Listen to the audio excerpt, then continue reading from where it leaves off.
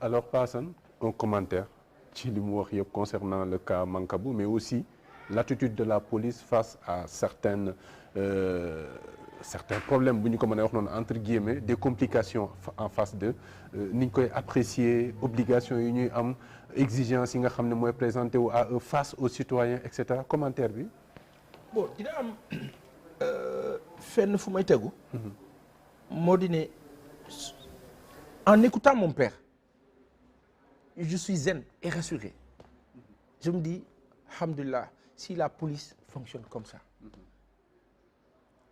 Après ci fait yi j'ai envie de faire ce qu'il a dit wallahi azim mais malheureusement ci fait yi présenté wu su ma jëlee li police bi di wax dinaa jël aussi li population yi di wax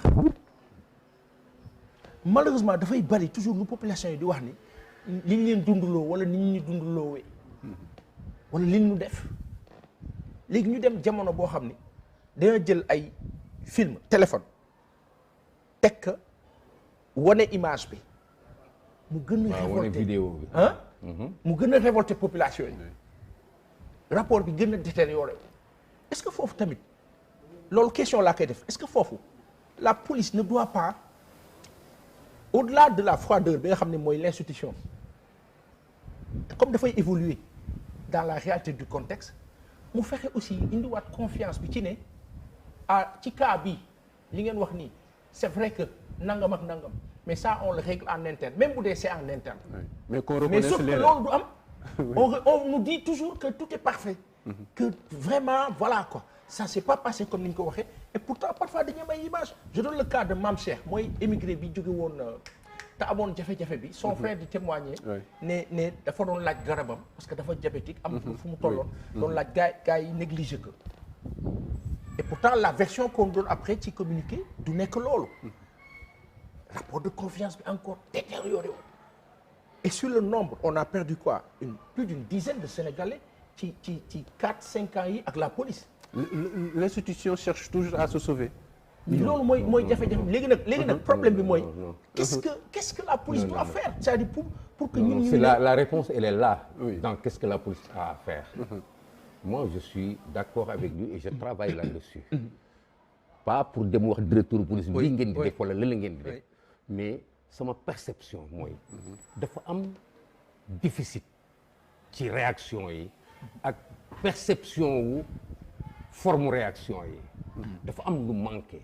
dafa am déficit ci obligation bi institution comme police am ci communiquer même en sa faveur day jekku benn point. pour war na mën a communiquer positivement day bàyyi mu dem. alors que aujourd'hui la police ne doit pas seulement communiquer en termes de communiquer sur des faits ponctuels ou sur des événements. Elle doit communiquer de manière préventive. Elle doit communiquer dans le sens d'amener les gens à adopter des comportements qui rassurent, à les préparer à comprendre ce qui n'est pas encore arrivé. La police foofu la addina bi tollu tey. Nous devons avoir une police pédagogiquement impliquée par rapport à ceux qui sont la police et par rapport à ceux qui sont ses administrés. Mais dama noté man ci sama côté une certaine frilosité que bi ma gisee récemment ñu ni un communiqué des services de je ne sais pas communication de la gendarmerie. ma gisaat un communiqué de la direction de la communication de la police j'ai dit mais ça c'est du neuf. mais bi ma lire dafa des. Il y a un culot qu'on doit avoir là parce que on sait on a confiance mais su fekkee ni yow situation daf la comprimé ba yow sa bopp da nga mujj ba frileux.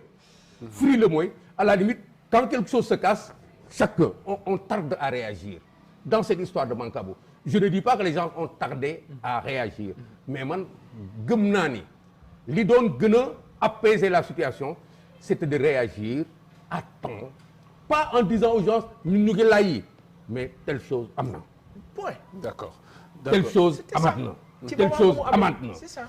Je me rappelle une fois j'ai vu pour la première fois Guy Marius Sagna c'est une digression au commissariat de Rebeuss taxaw naan oui les ñi ñu jàpp fii dañ leen di trier en fonction de la consonance casamançaise de leur nom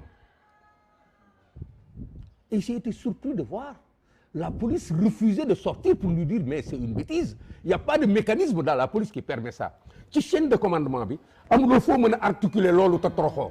pour mën a weddi loolu sur le champ. non non non pour mën ko defloo nit ñi. mënut nekk. parce que nous sommes ci benn chaîne de commandement qui concerne tout le Sénégal ethniquement parlant. et qui a des traditions de comportement. endroit bu nekk ci biir police bi dafa am nu muy fonctionner ni nga xam ne soo ko alterner soo ko vicier la conséquence est dans la rue. C'est clair. Et la conséquence te retombe dessus parce que amul benn autorité bu am pouvoir ak sañ-sañu descendre sur la chaîne de commandement ay instructions selon lesquelles su ngeen demee Rebeuss nit ñi nekk foofu. na ngeen ma seetal ñuy Casamance ak ñu dul Casamance. Ça ne peut être que l'objet de la manipulation mais munut nekk. Je dis encore une fois munut nekk. Mais il y a un problème d'éducation. Ce déficit d'éducation qui doit aller vers l'État, et la police fait partie de l'État, vers les populations, pour fixer ce qui ne bouge pas. Loolu moo manqué. Soo ko fixé ba pare dérapage bu ñu am rek c'est l'exception qui renforce la règle et on sévit normalement. D'accord. Je pense que ñu ngi temps bi mu ngi dem et on arrive bientôt à la fin de l'heure mais dama bëgg ñu aborder beneen point concernant toujours cette affaire de force spéciale présumée. muy le cas de Papa Mamadou Seck. évasion bi dañ ko téewoon mu am jafe-jafe ak wér-gu-yaramam ñu yóbbu ko pavillon spécial de l'hôpital de Dantec par la suite c'est le évadé woo dans quelles circonstances kenn xamul le directeur de l'administration pénitentiaire Jean-Bertrand Bocandé àdduna ci wax na appelé ko sax à ce que mu revenir est-ce que en ce moment-là askan mënuñu jàpp ne est-ce que finalement le peuple que les forces de défense et de sécurité sont censées sécuriser ne sont pas finalement en insécurité bu boobaa dafa mel ni benn genre faiblesse la ñu am devant le fait wala incapacité devant le fait. léegi question bi nga laaj noonu mooy jur. population bi au lieu mu xalaatee noonu sax daal ne est-ce que gars yi faible ñu. daal di tiit ci sécurité ou pas. danaan ñoo ko tey. c'est-à-dire la population dit ñoo ko tey une bonne partie en tout cas dit waaye ñoo ko tey ñenn ñi naan boo demee rey nañ ko nangam je parle d'argot la rue li ñuy wax. C'est ce qu'on entend. mais non papa te l'a dit c'est-à-dire que. ci cette benn frilosité ci capacité moment bi dara am ñu wax faw nit ñi coow ko ba bu wenn kii mu mel ni ci la ñuy jóg. est-ce que le concept de grande muette aussi pose pas problème. non grande muette ou pas malheureusement c'est même le cas du pouvoir en place dañuy toog ba affaire bi amplifié wu ñu door a ñëw di expliquer fekk confiance bi ñuy am pour war leen mën a déglu ou pas disparaître na alors que moment bi affaire bi amee dañu war a ne bismillah gars yi dara xew na. non c'est que moom bi mu wax noonu en fait bokk na ci affaire bi. oui c'est une culture qu'il faut changer. il faut que ñu adapté wu ci contexte bi. il y a pas de grande muette qui soit. quand pour sortir de ce piège-là il faut communiquer. loolu dañ ko war a changer mais vous le remarquez toujours mais kan moo ko war a changer.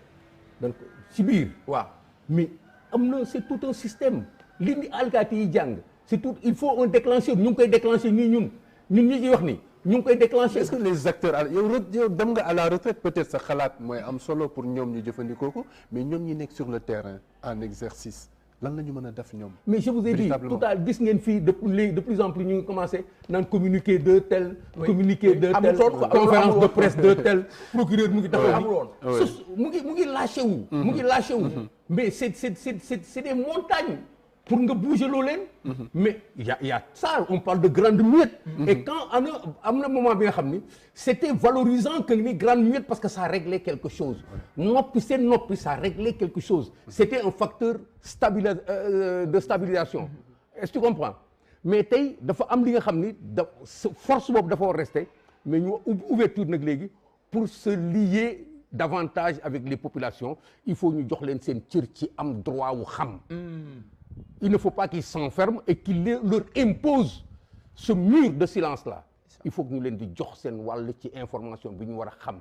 Être en conférence de presse 7 jours sur 7 pour la police ce n'est rien d'extraordinaire. war na mën a nekk la gendarmerie war na mën a nekk pourquoi parce que jamono bi foofu la toll te doonoo war a changer sénégalais bi le sénégalais qu'on change là c'est pas un objet inerte c'est un acteur qu'on prépare et dans tous les plans. D'accord, alors si loolu la oui, c'est bien sûr. parfaitement ce dont on a besoin. C'est ça. Mais c'est-à-dire il faut que aussi ñi administrer cette administration là faciliter loolu. C'est-à-dire mu nekk loo xam ni day naan on est obligé, vu le contexte, vu la réalité, même du monde, d'aller dans ce sens-là. On le voit ailleurs. Alors, il y a une chose sur le cas de M. Seck. Ma question est, comment on peut nous décrire quelqu'un qui serait malade, ba tollu fenn fi am possibilité ou effort u jàll ci pavillon spécial ba nga xam ne en principe am na ay vidéosurveillance. En principe, il y a des gens qui sont censés nekk ca vidéosurveillance ba di xool. Les médecins circulent. Dañuy circuler souvent. Donc, et encore le rapport de confiance.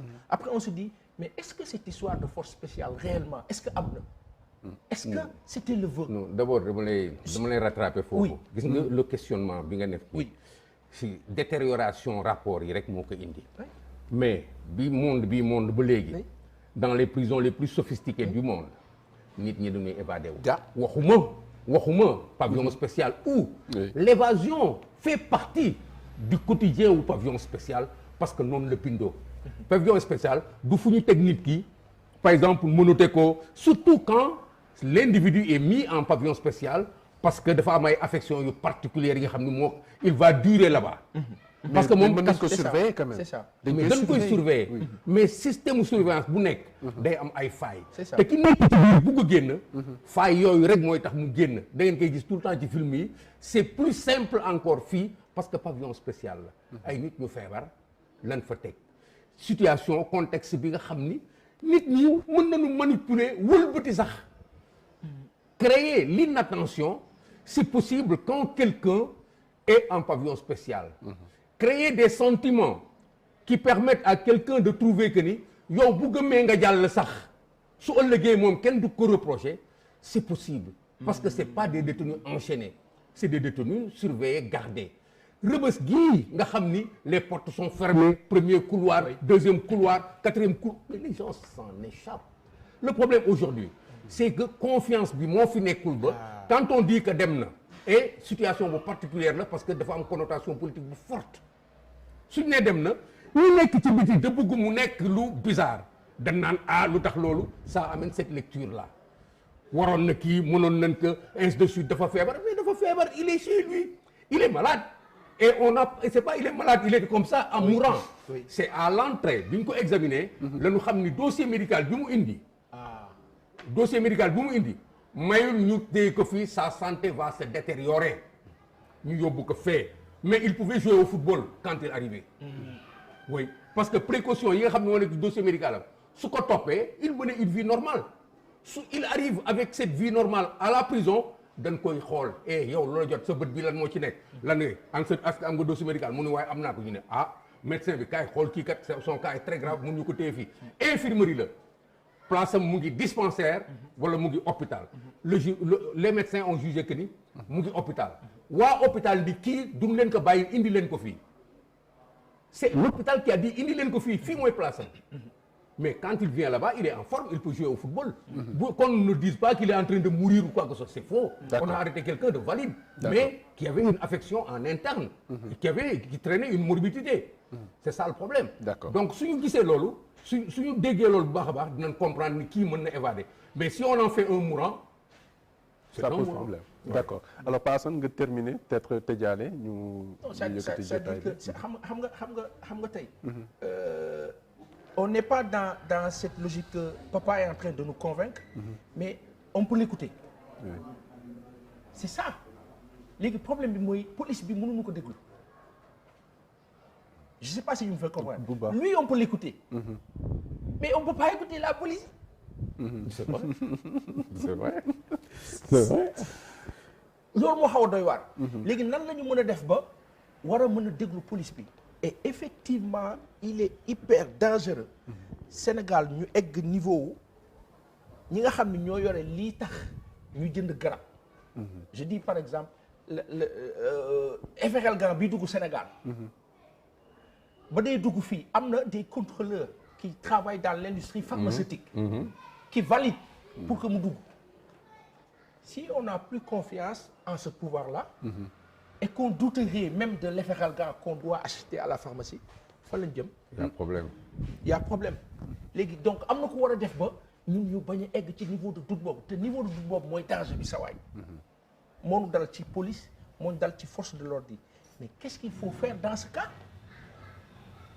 est-ce que duñu rétropédaler ñu demaat ci fondamentaux yi pour delluwaat ci rapport nit ak nit papa a dit le policier il va à la mosquée il va à l'église bâtir son comme enfant te ñun dañ ci am ay bokk am ci ay am di jàmm am ci ay xarit c'est des gens adorables maintenant la question am na ci ñoo xam ne xam nañ leen ay ñii ay taalibe cheikh ya mag leen ñii ay taalibe murit ñii ay taalibe bàyyi laay lañu alayhi ñii ñoo xam ni da nga leen di xool xam ni kii diine rek lay dund mais policier wala gendarme la après ñu wax la lii xew foofu nga ne mais comment ils ont pu mais kon kii jaratul mun a julli ñu ne mu wax la ne la dafa am des fous mooy exception yi léegi exception yooyu kon est-ce que waruñu ci institution ba fexe exception yooyu ñu régler que même bu dee par benn ba li nga xam mu ngi am bari wàññeeku. est-ce que du si profilage ba lañ koy régler parce que c'est des concours peut-être ñoom ñoo et ñu cetera peut-être ñoom ñoo ñu mën a wax. oui commissaire. je sais pas peut-être. exception yi ñu ngi koy régler tout le temps mais je vous ai dit c'est de la troupe ay junni nit la quand quelqu'un s'écarte du chemin bi nga xam ne moom lañ ko formé dès qu'il se signalise on le saisit un policier qui boit beaucoup d'alcool on le radie ah oui te kenn du ko yëg. tu n'es pas libre un policier est-ce que rééducation foofu gënul woon wala da ngeen koy radier rek bàyyi ko à la merci quand de la on nature juge que son profil ne correspond plus à ce que cela devrait être pour mu mën a jëriñ fii nekk un policier nekk un modèle day naan ci baar bi daal di traîner ñëw commissariat allez boy da nga def mais on fait un rapport on le saisit on le sort non pas parce que il est libre de prendre son alcool Oui. parce qu'il y en a mais parce que modèle bii muy produire ci biir askan wi ci biir police bi àndut on le sort. Il est dépendant. C'est pour vous dire simplement à plus forte raison un policier qui s'acharne sur des populations qui pour gis la ñuy wax naan par exemple amul yaakaar di seet ay modèle naan kii dafa baax kii dafa mais on est sur cette voie là mais dafa am retard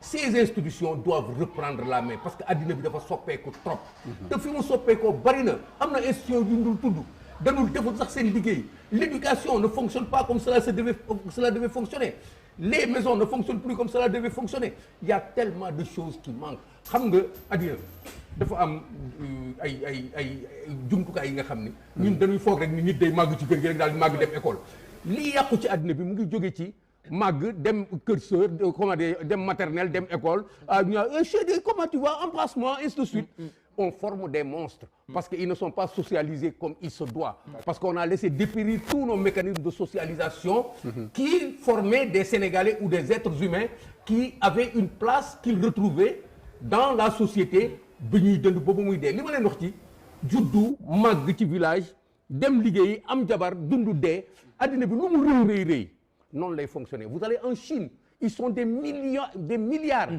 mais noonu lay demee le chinois quand il naît on sait qu'il est né fii leen koy jaarale ba mu am jabar am liggéey am di ainsi de suite nous avons disloqué tout cela parce que dafa am ay conflits civilisationnels yu nekk suñu biir yi nga xam ni c'est le moment pour l'État de rattraper tout cela mais dans ce débat là invitez les intellectuels invitez-les on pourra parler et ils savent qu'ils ne sont pas en train de jouer leur rôle